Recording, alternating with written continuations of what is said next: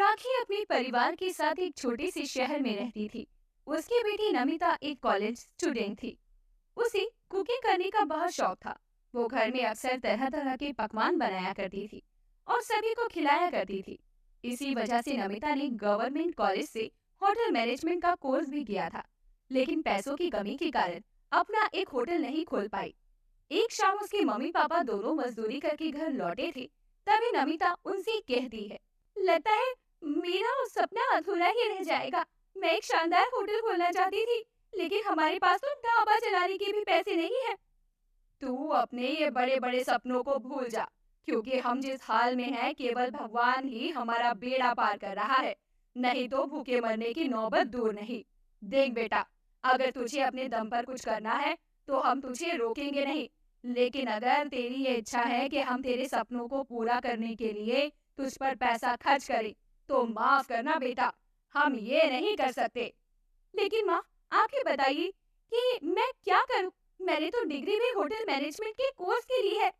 बेटा, हमें केवल और केवल अब तेरी शादी की चिंता है। एक अच्छा लड़का देखकर तेरी शादी कर दूंगी, तो तुझे कमाने की जरूरत नहीं पड़ेगी। तू आराम से अपने ससुराल में रहना और अपने परिवार का ख्याल रखना। हम औरतों की जिंदगी तो इसीलिए ही बनी है। नहीं माँ, नहीं। आपने मुझे केवल शादी ब्याह करने के लिए नहीं पढ़ाया लिखाया। पढ़ाई लिखाई तो इसीलिए करते हैं ताकि लोग कामयाब हो सके और गरीबी को दूर कर सके। अब आप ही इस तरह मुझे कहने लगेंगी तो मैं बाहर वालों से क्या ही उम्मीद रखूंगी। मैं चाहती हूँ कि आप मुझे प्रोत्साहित करें कि मैं अपना एक छोटा सा कारोबार करूँ और उसे ठीक ठाक मुनाफा भी कमाऊं। बेटा, तुझे जो करना है कर, लेकिन शादी से पहले, क्योंकि शादी के बाद तेरे ससुराल वाले तुझे कुछ भी करने नहीं देंगे। ससुराल की बहू होने के बाद तो उनके घर की इज्जत होगी तू। इसलिए अभी तू जो करना चाहती है कर सकती है। ठीक है माँ, आपने मेरे लिए इतना सोचा, मेरे लिए यही काफी है। अब नमिता गहरी सोच में पड़ जाती है, क्योंकि वो अपनी सपने को सच होता देखना चाहती थी। वो उसे पूरा करने के लिए कुछ भी करने का जुनून रखती थी। एक दोपहर अकेली बैठी हुई वो अपने आप को शीशे में देखकर बातचीत कर रही होती है। अरे नमिता, खुद पर भरोसा रख। अपनी मेहनत के बलबूते पर तू पहाड़ भी तोड़ सकती है। और ये तो फिर भी एक छोटा सा काम है, लेकिन तेरे पास पैसे नहीं है और किसी बड़े काम की शुरुआत भी एक छोटी कोशिश से होती है। मैं भी छोटे छोटे प्रयासों से अपना एक नॉर्मल सा स्टॉल खोलूंगी। उसके बाद ही मैं बड़े बड़े 5 स्टार होटल के सपने देखूंगी। तो ठीक है नमिता, तो आज से ही अपने इस मिशन का काम शुरू कर दे। लेकिन नमिता, तू स्टॉल किस चीज का लगाएगी, ये तो तूने सोचा ही नहीं। नमिता ने इतना कहा था कि तभी उसके दिमाग में आया कि उसे ग्रिल्ड सैंडविच बनाकर लोगों को बेचना चाहिए। ये थोड़ा स्टाइलिश और हेल्थी होता है। आजकल की यंगस्टर्स सैंडविच खाना बहुत पसंद करते हैं और ग्रिल्ड सैंडविच के साथ साथ तरह तरह की चटनियों का स्वाद भी लेते हैं। वो पहले दिन स्टॉल लगाने के लिए बाजार गई, तब उसके पिता मोहन बोले, नमिता बेटा, तू यहाँ क्या कर रही है और ये किसकी दुकान पर खड़ी है तू? मैं अपना काम खत्म करके घर जा रहा था तो सोचा मार्केट से कुछ लेता चलूं, लेकिन मुझे पता नहीं था कि तुम भी मार्केट सामान लेने आई हो। चलो हम दोनों साथ घर चलते हैं। नहीं पापा, ये मेरा स्टॉल है और मैं चाहती हूँ कि इस स्टॉल पे मैं सैंडविच बेचना शुरू करूँ। अगर लोगों को मेरी सैंडविच पसंद आए तो मुझे बहुत खुशी होगी और 4 पैसे हाथ में भी आएंगे। लेकिन तुमने मुझे इस स्टॉल के बारे में पहले तो कभी नहीं बताया। पापा, मैंने ये स्टॉल अचानक ही खोला है, क्योंकि मैं आपको और माँ को परेशान नहीं करना चाहती थी।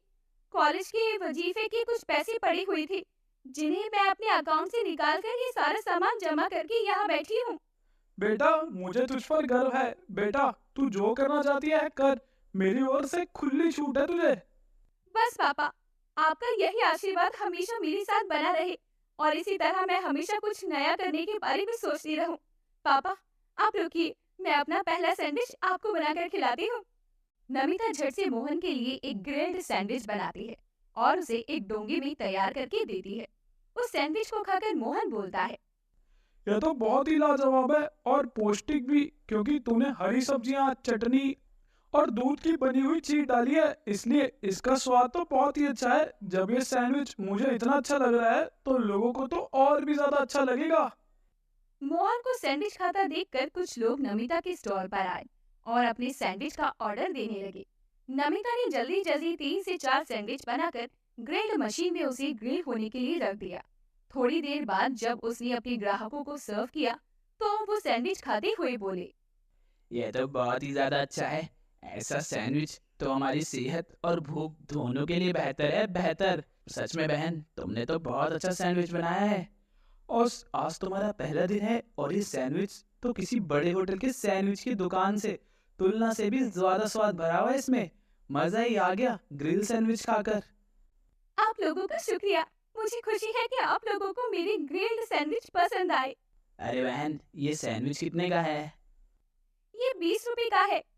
क्या क्या कहा? सिर्फ 20 रुपए का? वह भी इतना अच्छा सैंडविच? बेटा, बाजार में तो 100 का सैंडविच भी खा लो तो भी आपका पेट नहीं भरेगा, और उसमें भर भर के ऊट पटांग चीजें डाल देंगे जिसकी वजह से उसका स्वाद खराब हो जाता है। आपने तो बिल्कुल फ्रेश सैंडविच केवल 20 रुपए में बनाकर खिलाया है। बिटिया ने तो कमाल ही कर दिया। एक तो सैंडविच का स्वाद इतना ज्यादा बढ़िया है, ऊपर से दाम भी कम है। यह तो एक तीर से दो निशाने हो गए। अब तो जब भी मेरी बीवी मुझसे लड़ाई करेगी तब मैं इस बिटिया के हाथ का सैंडविच खाने आ जाया करूंगा। जी जरूर। आप लोगों का बहुत बहुत धन्यवाद। मुझे उम्मीद नहीं थी कि आप लोगों को मेरा सैंडविच इतना पसंद आएगा। ग्राहक नमिता को बहुत प्रोत्साहित करते हैं, जिसकी वजह से नमिता बहुत खुश होती है। अब धीरे धीरे उसने अपना ग्रिल्ड सैंडविच बेचने का कारोबार अच्छी तरह से संभाल लिया था। एक दिन जब वो अपने ग्राहक को ग्रिल्ड सैंडविच बनाकर खिला रही थी, तभी उसकी ग्रिल्ड मशीन बंद हो जाती है और वो परेशान होकर बोलती है, अरे यार, ये चल क्यों नहीं रहा? अगर ये मशीन चालू नहीं हुई तो मैं ब्रेड कैसे सेकूंगी और अपने ग्राहकों को ग्रिल्ड सैंडविच बनाकर कैसे खिलाऊंगी? धीरे धीरे ग्राहकों की संख्या बढ़ने लगी और नमिता यहाँ मुसीबत में फंस गई थी, क्योंकि उसकी ग्रिल्ड मशीन काम नहीं कर रही थी। तब उसने अपने पिताजी को कॉल किया, उन्हें ग्रिल्ड मशीन ठीक करने के लिए बुलाया। थोड़ी देर बाद मोहन उसके स्टॉल पर आया और ग्रिल्ड मशीन को ठीक करने की कोशिश करने लगा, लेकिन बहुत कोशिशों के बाद भी मशीन नहीं चली। अब एक ग्राहक नमिता से बोली, नमिता बहन, लगता है हमें ग्रिल्ड सैंडविच खाने को नहीं मिलेंगे। मशीन तो ठीक नहीं हो रही। मेरे बच्चे मेरे घर पर इंतजार कर रहे हैं और ये आस लगाकर बैठे हैं कि मैं उनके लिए ग्रिल्ड सैंडविच लेकर जाऊंगी। मेरे बच्चों को आपके हाथ की बनी हुई ग्रिल्ड सैंडविच बहुत पसंद है। आप कुछ भी कीजिए, लेकिन मेरे लिए 2 ग्रिल्ड सैंडविच बनाकर दे दीजिए। मेरी तो आदत हो गई है नमिता बहन के सैंडविच खाने की। ना जाने कि मशीन कब ठीक होगी और कब मुझे सैंडविच खाने को मिलेगा। मैं माफी चाहती हूँ आप लोगों से। ना जाने कैसे ये मशीन खराब हो गई। मैंने तो कभी सोचा नहीं था कि मेरे ग्राहकों को मुझे खाली हाथ लौटाना पड़ेगा। अब आप लोग देख पा रहे हैं कि मेरी मशीन ठीक हो ही नहीं रही, तो मैं सैंडविच कैसे बनाऊं? बेटा, ये मशीन अब तक ठीक नहीं हुई। मैं कोशिश करके थक चुका हूँ। मुझे लगता है अब हमें नई मशीन लानी पड़ेगी। क्या पापा, नई मशीन? मतलब मेरे ग्राहकों को ऐसे ही जाना पड़ेगा? हाँ बेटा, क्योंकि अब हमारे पास कोई चारा नहीं है। माफ करना आप लोग मुझे। मैं आप लोगों को आज सैंडविच बनाकर नहीं खिला पाऊंगी। अरे कोई बात नहीं बहन, मैं कल सैंडविच लेने आ जाऊंगी। आज मैं किसी तरह अपने बच्चों के लिए कुछ और खाने की चीज बाजार से ले जाऊंगी। मेरी मजबूरी को समझने के लिए आप लोगों का बहुत बहुत धन्यवाद। मैं कल आप लोगों के लिए एक नई ग्रिल्ड मशीन ले आऊंगी और फिर आप लोगों को इस परेशानी का सामना नहीं करना पड़ेगा। जिसकी वजह से उसके सारे ग्राहक अब घर चले जाते हैं। अब अगले दिन भी नमिता की ग्रिल्ड मशीन खराब थी। इसी चक्कर से वो स्टॉल नहीं लगा पा रही थी। नमिता को परेशान होता देखकर मोहन दूसरे बड़े शहर गया और वहां से एक बड़ी ग्रिल्ड मशीन ले आया, जिसे देखकर नमिता अपने पिता से बोलती, थैंक यू पापा, आप इस दुनिया के सबसे अच्छे पापा हो, क्योंकि मेरी हर मुसीबत का समाधान आप करते हो। आप हमेशा मेरे साथ खड़े रहते हो। मैं बहुत खुश नसीब हूँ कि मुझे आपके जैसे पिताजी मिले। बेटा, मैं तेरे लिए जितना भी कहूँ वह सब कम है, लेकिन अभी भी मैं उस काबिल नहीं हूँ कि मैं तेरा एक होटल खुलवा सकूँ। पापा, आप उसकी चिंता मत कीजिए। बस आप इसी तरह मुझ पर अपना आशीर्वाद बनाए रखिए। बाकी भविष्य की जिम्मेदारी आप मुझ पर छोड़ दीजिए। मुझे यकीन है कि मैं इसी तरह अपने ग्रिल्ड सैंडविच के बिजनेस को ही और अच्छा कर लूं, तो मैं जल्दी ही एक होटल की मालकिन बन जाऊंगी। और वो दिन दूर नहीं जब हमारी गिनती भी अमीरों के बीच होगी। बेटा, तू इसी तरह मेहनत करती रह। मेरा आशीर्वाद हमेशा तेरे साथ है। अगर मेरा बेटा होता तो शायद वह मेरी मेहनत को नहीं समझ पाता। नमिता अब खूब मेहनत करती है और अपने परिश्रम के बलबूते पर ढेर सारी जमा पूंजी इकट्ठा करती है और अब उसने फैसला ले लिया था कि वो शहर के बीचों बीच अपना एक होटल बनवाएगी। लगभग 2 साल बाद वो अब अपने होटल का निर्माण करने जा रही थी। उसके माता पिता उस पर बहुत गर्व कर रहे थे। बेटा, आज तो तूने ये कामयाबी हासिल की है, उस पर मुझे फक्र है कि ये केवल और केवल मेरी बेटी की मेहनत और निरंतर प्रयास की वजह से संभव हो पाया है। पिताजी, अगर मेरी शुरुआत ही नहीं की होती तो आज मैं इस मुकाम पर नहीं पहुंच पाती। मेरी शुरुआत तो उस ग्रैंड सैंडविच स्टॉल से हुई थी, जिसे मैं अपनी जिंदगी का सबसे बेहतरीन हिस्सा मानती हूँ। उस ग्रैंड सैंडविच स्टॉल को लोगों ने बहुत प्रोत्साहन दिया और मुझे आगे बढ़ने की प्रेरणा भी उसी से तो मिली थी। इस कामयाबी के हकदार आप लोग हैं। उसे अपने माता पिता द्वारा ही उस शानदार होटल का उद्घाटन करवाया और इस तरह नमिता ने अपने लक्ष्य को प्राप्त कर लिया। लखनऊ शहर में सीमा और सुरेश रहते थे। सुरेश मजदूरी करने का काम करता था, लेकिन उसकी खास कमाई नहीं होती थी, जिसकी वजह से वो दोनों ही बेहद परेशान रहते थे। जब भी सीमा का पति घर आता तो वह सीमा के हाथ की बनी लस्सी जरूर पीता था। ऐसे ही सुरेश एक दिन कहता है, एक बात तो माननी पड़ेगी, तुम्हारे हाथ की बनी लस्सी पीकर सारे दिन की थकान मिट जाती है। वो तो ठीक है जी, पर आज घर में राशन खत्म है। हम दोनों कब तक ऐसे जिंदगी जीते रहेंगे? मैं तो कहती हूँ आप कोई दूसरा काम देख लो जिसमें ज्यादा पैसे मिलते हो। तुम्हें क्या लगता है मैंने कोशिश नहीं की होगी? इतनी जगह गया पर कहीं भी ठीक पैसे ही नहीं मिलते और इतनी गर्मी में बुरा हाल है। अजी परेशान मत हो, भगवान सब ठीक करेंगे। थोड़ा बहुत खाकर ही दोनों सो जाते हैं। अब अगली सुबह सुरेश जल्दी ही उठकर मजदूरी करने निकल जाता है और सीमा अपना घर का काम करने लगती है। उधर सुरेश इतनी भरी गर्मी में सारा दिन मजदूरी करता है, फिर भी उसे अधिक मजदूरी नहीं मिल पाती है, जिससे वह दुखी हो जाता है आज भी ज्यादा मजदूरी नहीं मिली। और सोचता है, जब मैं घर आऊंगा तो सीमा से क्या कहूंगा? घर पर राशन भी नहीं बचा। ये सब सोचकर सुरेश परेशान हो रहा था। फिर वह घर चला जाता है और उसका उतरा हुआ चेहरा देखकर सीमा समझ जाती है कि आज भी उसे ज्यादा मजदूरी नहीं मिली। तभी वह अपने पति सुरेश से ही कहती है, अरे क्या हुआ जी, आज भी कमाई नहीं हुई ना? हाँ, आज भी ज्यादा मजदूरी नहीं मिली। ऊपर से इतनी गर्मी में काम करते हुए जान निकल जाती है। अब तुम जल्दी से मुझे एक गिलास ठंडी ठंडी लस्सी पिला दो। कम से कम तुम्हारे हाथ की लस्सी पीकर थोड़ी थकान तो कम होगी। फिर सीमा जल्दी से सुरेश के लिए लस्सी बनाकर लाती है और उसे पीने के लिए दे देती है। ये रही तुम्हारी लस्सी, अब मानो न मानो तुम कोई और काम देख लो, शायद तुम्हें कहीं दूसरा काम मिल जाए। सीमा, दूसरा काम ढूंढना इतना आसान नहीं है। अब तुम ये सब छोड़ो और जल्दी से खाना लगा दो, बड़ी भूख लगी है। फिर सीमा रसोई में जाती है और सुरेश के लिए खाना लाकर देती है। खाना खाते ही सुरेश को नींद आ जाती है और फिर सीमा भी सो जाती है। और फिर अगली सुबह सुरेश जल्दी उठकर मजदूरी के लिए निकल जाता है और सारा दिन गर्मी में मजदूरी करता रहता है, लेकिन फिर भी उसे मजदूरी के ज्यादा पैसे नहीं मिल पाते। और जब वह शाम को थक हार कर घर आता तो वह हमेशा की तरह आज भी अपनी पत्नी से पीने के लिए लस्सी मांगता है और कहता है, सीमा, बड़ी गर्मी है, अपने हाथ की बनी ठंडी ठंडी लस्सी तो बनाकर पिला दो। फिर सीमा जल्दी से सुरेश के लिए लस्सी बनाकर लाती है और उसे पीने के लिए दे देती है। सीमा, कुछ बात तो है तुम्हारे हाथ की बनी लस्सी में। आप भी ना कुछ भी बोलते हो। रात काफी हो चुकी थी, फिर वे दोनों खाना खाकर सो जाते हैं। फिर अगली सुबह सुरेश अपने मालिक के यहाँ मजदूरी कर रहा होता है। तभी अचानक से उसके पैर पर भारी सामान गिर जाता है, जिससे उसके पैर में बहुत बुरी तरह चोट आती है और वह दर्द से चिल्लाने लगता है। आह, मेरा पैर, हाय मर गया रे, मेरा पैर बहुत दर्द हो रहा है। लगता है इसके पैर में तो बहुत चोट आई है। और फिर वो सभी डॉक्टर से उसकी मरहम पट्टी कर कर उसे घर छुड़ाते हैं। और जब उसकी पत्नी उसके पैर में लगी लगी देखती है, हे भगवान, ये आपको क्या हो गया और ये चोट कैसे लगी? फिर सुरेश उसे सारी बात बताता है और रोने लगता है।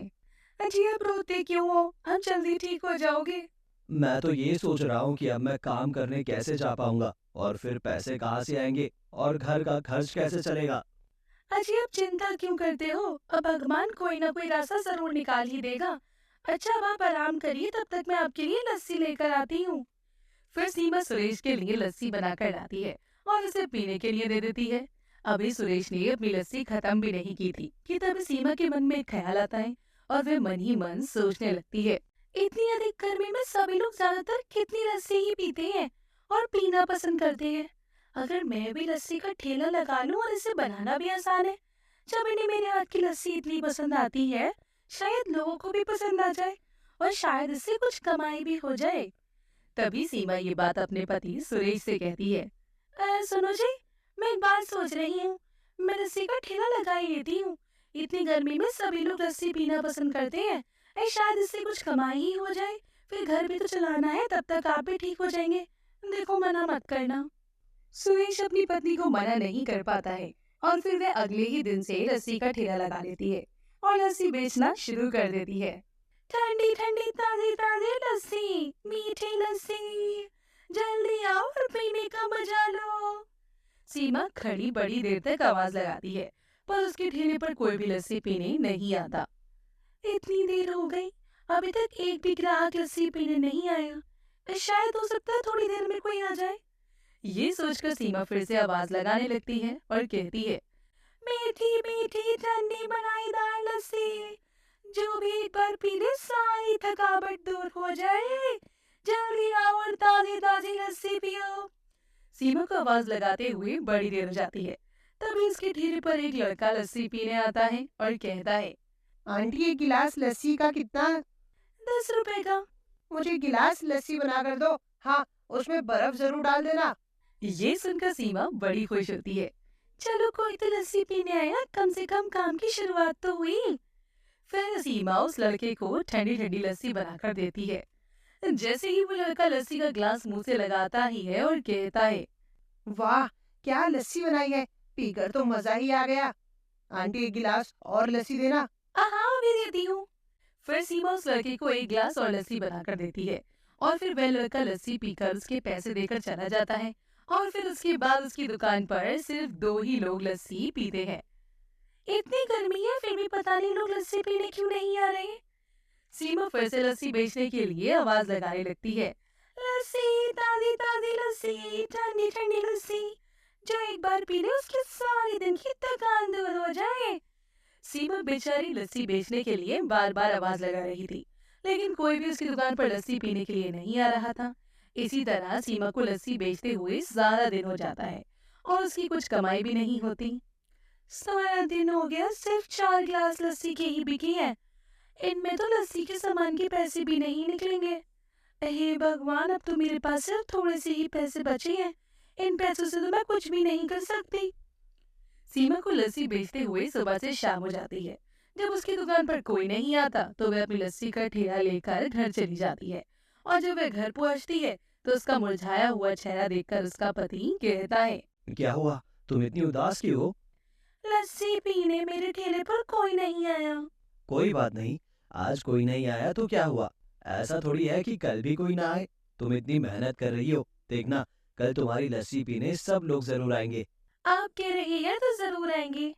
रात हो चुकी थी। फिर सुरेश और सीमा खाना खाकर सो जाते हैं और फिर अगली सुबह सीमा जल्दी से घर का सारा काम करने के बाद ठेला लेकर बेचने के लिए निकल जाती है और आवाज लगाने लगती है, ठंडी ठंडी ताजी ताजी स्वादिष्ट लस्सी, जल्दी आओ, जल्दी पीकर अपनी थकान मिटाओ। सीमा बड़ी देर तक आवाज लगाती रहती है, पर कोई भी उसकी दुकान पर लस्सी पीने नहीं आता। तो वे मायूस हो जाती है और एक बड़ी सी गाड़ी आकर सीमा के ठेले के पास आकर रुकती है, जिसमें से वही लड़का उतरता है जिसने कल सीमा के ठेले पर लस्सी पी थी। वो सभी अपने दोस्तों से कहता है, तुम्हें पता है, ये आंटी ना बड़ी ही अच्छी लस्सी बनाती है। तुम एक बार इनकी लस्सी पियोगे ना तो तुम्हारा यहाँ आकर बार बार लस्सी पीने का मन करेगा। क्या यार, तू हमें यहाँ लाया है, वो भी लस्सी पिलाने के लिए? हमें तो लगा था कि तू हमें किसी अच्छी जगह लेकर जाएगा, कुछ खिलाएगा। अरे, तुम एक बार आंटी की लस्सी पीकर तो देखो, फिर खुद कहोगे कि लस्सी बहुत ही बढ़िया थी। तभी सीमा उन सभी लड़कों की बातें सुनकर उनसे कहती है, साहब, आप एक बार मेरी लस्सी पीकर तो देखिए। अगर आपको लस्सी अच्छी नहीं लगी तो मुझे पैसे भी मत देना। फिर सीमा सभी लड़कों को एक गिलास लस्सी बनाकर पीने के लिए देती है और सभी लड़के लस्सी पीते हैं तो उन्हें बहुत ही अच्छी लगती है। सभी लड़के बोलते हैं, वाह, क्या लस्सी बनाई है, पीकर तो मजा ही आ गया। आंटी, एक गिलास और लस्सी देना। और मुझे भी एक और गिलास लस्सी चाहिए। और मैं तो 2 गिलास और पीऊंगा। ये देखकर तो सीमा मन ही मन बड़ी खुश हो रही थी। तब सीमा कहती है, चलो कम से कम आज कुछ ग्राहक तो आए, और सबसे अच्छी बात उन्हें मेरी बनाई हुई लस्सी पसंद आ रही है। फिर सीमा सभी लड़कों को लस्सी बनाकर पीने के लिए दे देती है। और जब सभी लड़कों को लस्सी पीने के बाद वह लड़का सीमा को लस्सी के पैसे देता है। फिर वह सभी लड़के सीमा को पैसे देकर चले जाते हैं और तभी वहाँ कुछ लोग सीमा के ठेले पर उन लड़कों को लस्सी पीकर जाते हुए देखते हैं, तो वे उसके पास आकर लस्सी पीने के लिए आते हैं और वह सभी आदमी सीमा को लस्सी के पैसे देकर वहां से चले जाते हैं। और इसी तरह सीमा के ठेले पर लोगों की भीड़ जमा हो जाती है और कुछ ही देर में सीमा की सारी लस्सी खत्म हो जाती है और उसकी अच्छी कमाई भी होती है। ये देख सीमा मन ही मन बड़ी खुश हो रही थी। लगता है भगवान ने हमारी सुन ली। घर जाकर जब मैं इन्हें बताऊंगी तो वे कितना खुश होंगे। फिर सीमा जल्दी से घर जाती है और अपने पति सुरेश को पैसे देते हुए कहती है, ये देखो जी आज की हमारी कमाई। ये तो बहुत ही अच्छी बात है। तुमने इतनी मेहनत जो की है, तो फिर लस्सी तो बिकने ही थी। अब तुम मुझे कब लस्सी बनाकर पिलाओगी? ये सुनकर सीमा जोर जोर से हंसने लगती है और साथ में उसका पति सुरेश भी हंसने लगता है। और फिर कुछ ही दिनों में सीमा और उसके पति के घर की हालत सुधरने लगती है।